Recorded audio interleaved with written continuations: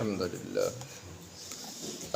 لله منشئ الخلق من عدم ثم الصلاة على المختار في القدم مولاي صل وسلم دائما أبدا على حبيبك خير الخلق كلهم بڑی الصلاة والسلام عليك يا سيدي يا رسول الله وعلى آلك وأصحابك يا سيدي يا حبيب الله الصلاة والسلام عليك يا سيدي يا رحمة للعالمين وعلى آلك وأصحابك يا سيدي يا شفيع المذنبين۔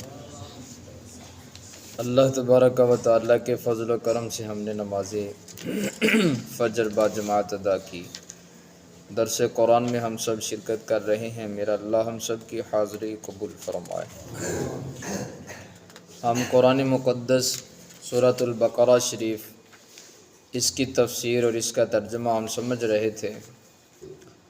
اللہ تبارک و تعالیٰ سے دعا کرتے ہیں اللہ ہمیں قرآن کا صحیح فہم نصیب فرمائے۔ کل میں نے آپ کے سامنے نسخ کے بارے میں کچھ چیزیں ذکر کی کہ نسخ قرآن کیا ہے۔ قرآن کی کچھ آیات ایسی ہیں جو منسوخ ہو چکی ہیں اور کچھ آیات ایسی ہیں کہ جو ان کی ناسخ ہیں، اس لیے ان آیات کا سمجھنا ہمارے لیے بہت زیادہ اہم ہے۔ ایک آیت میں آپ کے سامنے ذکر کرتا ہوں، سورہ نور کے اندر ہے۔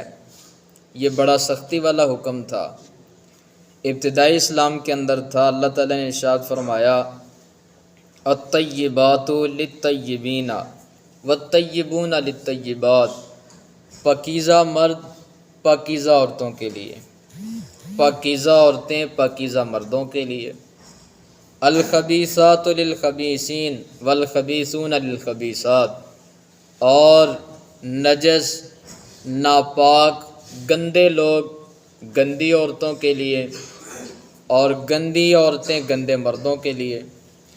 اس میں اللہ تبارک و تعالیٰ نے ابتدا میں یہ حکم نازل کیا کہ جو زنا کرنے والا مرد ہے اس کا نکاح نہیں ہو سکتا تھا ابتدائی اسلام میں مگر اس عورت کے ساتھ جس نے منہ پر کالک ملی ہو اور جس نے زنا کیا ہو۔ اسی طرح زنا کرنے والی خاتون کا نکاح پاک باز مرد کے ساتھ نہیں ہو سکتا تھا، یہ اللہ تعالیٰ نے حرام کیا تھا۔ اور فرمایا کہ اسی طرح جو پاک مرد ہیں وہ پاک عورتوں کے لیے ہیں اور پاک عورتیں پاک مردوں کے لیے ہیں، اور جس کا دامن پاک ہے صاف ستھرا ہے اس کا نکاح پاکیزہ عورت کے ساتھ کیا جائے، اور وہ عورت جس کا دامن ستھرا ہے اس کا نکاح پاکیزہ مرد کے ساتھ کیا جائے۔ یہ ابتدائی اسلام کے اندر تھا، لیکن پھر اللہ تبارک و تعالیٰ ستار العیوب بھی ہے، اللہ عیبوں کو چھپانے والا بھی ہے، اور اللہ تبارک و تعالیٰ سے بڑھ کر کوئی رحم فرمانے والا بھی نہیں۔ اللہ تعالیٰ نے گناہ گاروں کا پردہ رکھ لیا اور اللہ تعالیٰ نے اس امت پر کرم فرمایا اور کہا، پھر اللہ تعالیٰ نے وہ جو محرمات ہیں ان کا ذکر کرتے ہوئے فرمایا یہ خواتین تمہارے اوپر حرام ہیں۔ حرمت علیکم امہاتکم وبناتکم واخواتکم وعماتکم وخالاتکم، یہ ساری محرمات کا ذکر کر کے وہاں پہ اللہ تعالیٰ نے اس چیز کو ختم کر دیا اور فرمایا آج کے بعد اللہ تعالیٰ اس حکم میں نرمی فرماتا ہے۔ فرمایا کہ یہ ایک پردے کی چیز ہے، اور فرمایا کہ اللہ تعالیٰ تمہارے عیبوں کے اوپر پردہ ڈال رہا ہے، اور اللہ تبارک و تعالیٰ تمہیں اس چیز کی اجازت دیتا ہے۔ اب کسی کو کیا پتہ کہ اس کا دامن ستھرا ہے کہ نہیں ہے، کسی کو کیا پتہ کہ یہ اس نے زندگی کیسے گزاری ہے، تو یہ ہر ایک کا اپنے اللہ تعالیٰ کے ساتھ کیا تھا، پردہ تھا۔ رب العالمین نے اس حکم کے اندر نرمی فرما کے پوری کائنات پر اپنی رحمت کی چادر کو ڈال دیا۔ اس لیے یہ اپنے اللہ تعالیٰ کا کتنا کرم ہے اپنے بندوں پر۔ اللہ تعالیٰ نے اس حکم کے اندر اور اس آیت کے اندر اللہ تعالیٰ نے نرمی فرما دی۔ اسی طرح اور بھی قرآن پاک کے اندر بہت سی آیات ہیں جن کو اللہ تبارک و تعالیٰ نے منسوخ فرما دیا۔ اس لیے ان آیات کا سمجھنا انسانوں کے لیے بہت زیادہ اہم ہے۔ بعض آیات وہ ہیں اب حکم کے اعتبار سے اور تلاوت کلام پاک کے اعتبار سے آیات قرآنیہ کی 4 قسمیں ہیں۔ بعض آیتیں وہ ہیں تلاوت بھی باقی ہے اور ان کا حکم بھی باقی ہے، یعنی تلاوت بھی ہو رہی ہے اور ان کا حکم بھی جاری ہے۔ جیسے اللہ تبارک و تعالی ارشاد فرماتا ہے الزانیۃ والزانی فاجلدوا کل واحد منہما 100 جلدہ۔ اللہ نے زانی اور زانیہ کی حد اور سزا مقرر کرتے ہوئے اللہ نے ارشاد فرمایا تم ان میں سے ہر ایک کو 100 کوڑے مارو، اور یہ ان کی سزا ہے اگر وہ غیر شادی شدہ ہوں، اور اگر شادی شدہ ہو کے پھر وہ زنا کرتے ہیں، پھر وہ یہ الٹا کام کرتے ہیں، تو فرمایا اللہ تبارک و تعالی نے پھر ان کی سزا یہ ہے کہ ان کو رجم کر دو، سنگسار کر دو۔ اور سنگسار کرنے کا شریعت اسلامیہ کے اندر طریقہ یہ ہوتا تھا کہ مرد کو سینے تک زمین کے اندر دفن کر دیا جاتا اور پھر بقیہ حصہ اس کا باہر ہوتا، اور بہت سارے لوگ اکٹھے ہوتے۔ جیسے آپ جاتے ہیں نا حج کرنے کے لیے پتھر اٹھا کے شیاطین کو جمرہ اولا، جمرہ وسطیٰ، جمرہ عقبہ کو کنکریاں مارتے ہیں، اسی طرح ہر ایک کے ہاتھ میں پتھر ہوتا اور ہر ایک اس کو پتھر مارتا زانی کو، اور پتھر مار مار کے اس انداز کے ساتھ اس کا خاتمہ کر دیا جاتا اور اس کی روح نکل جاتی۔ یہ اللہ تبارک و تعالیٰ نے ایک انہیں رجم کرنے کا حکم ارشاد فرمایا، اور اگر خاتون ہے تو اس کو سینے تک زمین کے اندر دفن کیا جاتا اور اس کا چہرہ اور اس کی گردن یہ والا حصہ باہر ہوتا، اور پھر اس کے اوپر پتھر مار مار کے اس کا خاتمہ کر دیا جاتا۔ یہ اب بھی حکم باقی ہے اور اب بھی اس کی تلاوت بھی ہوتی ہے اور اس کا حکم بھی باقی ہے۔ کاش کہ ہمارے ملک پاکستان اور دوسرے اسلامی ممالک کے اندر دین اسلام نافذ ہو جائے۔ اور اللہ تبارک و تعالیٰ نے یہ حکم ارشاد فرمایا اور فرمایا وَلْيَشْهَدْ عَذَابَهُمَا طَائِفَةٌ مِّنَ الْمُؤْمِنِينَ، فرمایا جب انہیں سزا دی جانے لگے تو ایک مومنوں کی جماعت وہاں پہ کھڑی ہو اور بطور عبرت اسے دیکھے، تاکہ اسے پتہ چلے کہ اگر میں نے یہ حرکت کی تو میرے ساتھ کیا حشر کیا جائے گا۔ اس لیے آج مجرموں کے بارے میں ہمارے جو رویے ہیں وہ بالکل نرم ہو جاتے ہیں، اور جو مجرم ہے پکا عادی ہے جس کے بارے میں پتہ چل چکا ہے یہ ایسا ہے، ہم اس کے بارے میں کہتے ہیں کہ جناب آپ جانے دیں، درگزر کریں۔ جب اللہ تعالیٰ، اللہ سے بڑا درگزر کرنے والا کوئی ہے، اللہ تعالیٰ سے بڑا رحم فرمانے والا کوئی ہے، اللہ تعالیٰ سے زیادہ رحم کرنے والا کون ہوگا؟ تو اللہ تعالیٰ نے ارشاد فرمایا یہ سزا لوگوں کے سامنے دو تاکہ زمانے والوں کو بھی عبرت حاصل ہو اور انہیں بھی پتہ چلے اور ان کے کان کھڑے ہوں کہ ہم نے اگر یہ حرکت کی تو ہمارا حشر کیا ہو سکتا ہے۔ اس لیے اللہ تبارک و تعالیٰ نے یہ ارشاد فرمایا۔ بعض آیات وہ ہیں تلاوت بھی منسوخ ہو چکی ہے اور ان کا حکم بھی منسوخ ہو چکا، نہ اب ان کی تلاوت کی جاتی ہے آیات کی اور نہ ہی ان آیات کا اب حکم جاری ہو سکتا ہے۔ آپ سنیے نبی پاک صلی اللہ تعالیٰ علیہ وآلہ وسلم کے صحابہ وہ فرماتے ہیں، حضرت حذیفہ رضی اللہ تعالیٰ سے روایت ہے، کہتے ہیں میں نے نبی پاک صلی اللہ تعالیٰ علیہ وآلہ وسلم کے سامنے سورہ احزاب پڑھی تھی، اور کہتے ہیں اس کی 70 آیتیں مجھے بھلا دی گئیں جن کو اب میں یاد نہیں کر سکتا اور جن کو اب میں نہیں پاتا قرآن پاک میں۔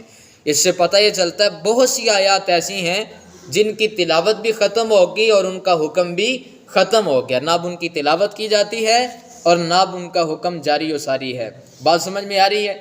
تیسری وہ آیات ہیں جن کی تلاوت تو باقی ہے لیکن ان کا حکم منسوخ ہو چکا، اب ان کا حکم جاری نہیں ہے۔ جیسے ابھی میں نے آپ کے سامنے سورہ نور کی آیت پڑھی الطیبات للطیبین الخبیثات للخبیثین والی آیت، تو یہ آیت اب تلاوت اس کی ہوتی ہے لیکن اس کا حکم کیا ہو گیا؟ منسوخ ہو گیا، اس کا حکم اب ختم ہو گیا۔ اور چوتھی قسم وہ ہے جس کی تلاوت منسوخ ہو گئی ہے لیکن اس کا حکم باقی ہے، وہ بھی آیات قرآنیہ قرآن مقدس کے اندر موجود ہے جن کی تلاوت تو نہیں کی جاتی لیکن ان کا حکم از روئے حدیث مبارکہ یا از روئے دوسری آیت وہ موجود ہے۔ اس لیے یہ وہ اللہ تبارک و تعالیٰ نے حکم ارشاد فرمایا ما ننسخ من آیہ، جب ہم کوئی آیت منسوخ کرتے ہیں، او ننسہا یا اسے ہم بھلا دیتے ہیں، نأتی بخیر منہا، ہم اس سے بہتر لے آتے ہیں، او مثلیہ یا اس کی مثل لے آتے ہیں۔ اور پھر بعض لوگوں نے اعتراض کیا اللہ تبارک و تعالیٰ کی ذات مبارکہ پہ، اور کہا یہ تو اس بندے کے لیے ہوتا ہے جس کی تحقیق ناقص ہو۔ وہ پہلے کوئی بات کرتا ہے، جب وہ تحقیق کرتا ہے تو پھر اسے سمجھ میں آتے نہیں، ایسے نہیں، ایسے ہونا چاہیے۔ تو جو آدمی جس کے اندر غلطی کا امکان ہے وہ تو یہ کر سکتا ہے کہ پہلے کوئی اور حکم دے، بعد میں کوئی اور حکم کے اندر تبدیلی کر دے۔ اللہ تبارک و تعالیٰ تو غلطی سے پاک ہے، اللہ تعالیٰ تو غلطی نہیں کر سکتا، اللہ بھولنے سے پاک ہے، اللہ تبارک و تعالیٰ تمام نقص اور کمزوریوں سے پاک ہے۔ تو پھر یہ نسخ کا کیا معنی بنا؟ اللہ تبارک و تعالیٰ پر جب لوگوں نے اعتراض کیا تو اللہ نے قرآن کی آیت نازل فرمائی، الم تعلم ان اللہ علی کل شیء قدیر، فرمایا اس زمانے والو تمہیں نہیں پتہ اللہ ہر چیز پہ قادر ہے، اللہ تبارک و تعالیٰ سب کچھ کر سکتا ہے۔ یہ اللہ تعالیٰ نے نسخ کا جو معاملہ کیا یہ اس لیے تاکہ بندوں کے ساتھ کچھ نرمی ہو جائے، اور بندوں کے ساتھ کچھ اللہ تبارک و تعالیٰ ایک نرمی والا معاملہ فرمائے۔ پہلے کوئی اور حکم دیا، بعض میں اللہ تبارک و تعالیٰ نے اس حکم کو تبدیل کر دیا۔ اور دوسری آیت میں فرمایا الم تعلم، کہ اے انسان کیا تو نہیں جانتا، ان اللہ لہ ملک السماوات والارض، بے شک اللہ ہی مالک ہے ہر اس چیز کا جو زمینوں میں موجود ہے، جو آسمانوں میں موجود ہے۔ زمین و آسمان کی ہر چیز کا مالک کون ہے؟ اللہ، اللہ تعالیٰ کی ہی بادشاہی ہے۔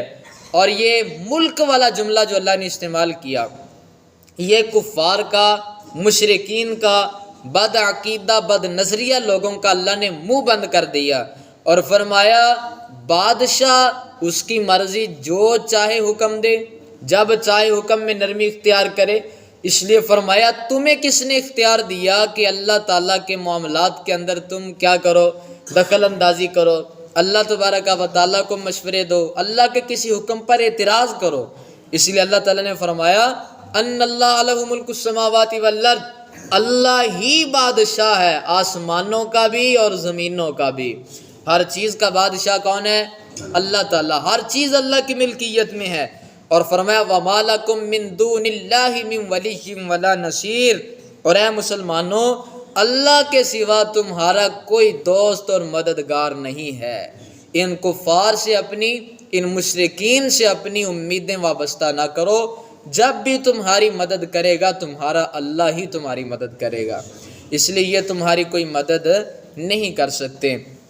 یہ وہ آیات ہیں جو چیدہ چیدہ میں نے آپ کے سامنے ذکر کی ہیں، جو اللہ تبارک و تعالیٰ نے منسوخ فرما دیں، اور یہ منسوخ بھی بندوں کے لیے ہیں تاکہ بندے اس نرمی کے ساتھ کچھ فائدہ حاصل کریں۔ اور بندے کا ذہن، پہلے ایک انسان ہوتا ہے اس میں پہلے سختی ہوتی ہے، اور اس کو پہلے نرم نرم چیزیں دی جاتی ہیں، نرم نرم حکم دیے جاتے ہیں، اس کو تھوڑا سا موم کیا جاتا ہے تاکہ یہ کچھ نہ کچھ سمجھنے لگ جائے۔ جب وہ سمجھنے لگتا ہے تو پھر اس پر جیسا مرضی وزن ڈال دیا جائے، جیسا مرضی سخت حکم دیا جائے، پھر انسان ماننے کے اندر دریغ نہیں کرتا۔ یہی میرے اللہ تبارک و تعالیٰ کی حکمت تھی۔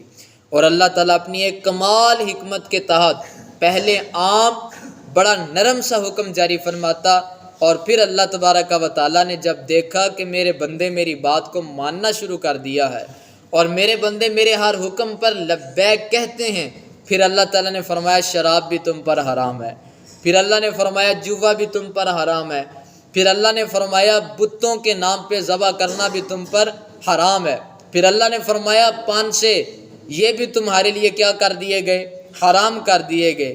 اور زمانہ جاہلیت کے اندر جو جو چیزیں رائج تھیں وہ اللہ تعالیٰ نے ساری کی ساری چیزوں کو کیا کر دیا؟ امت مسلمہ کے لیے حرام کر دیا۔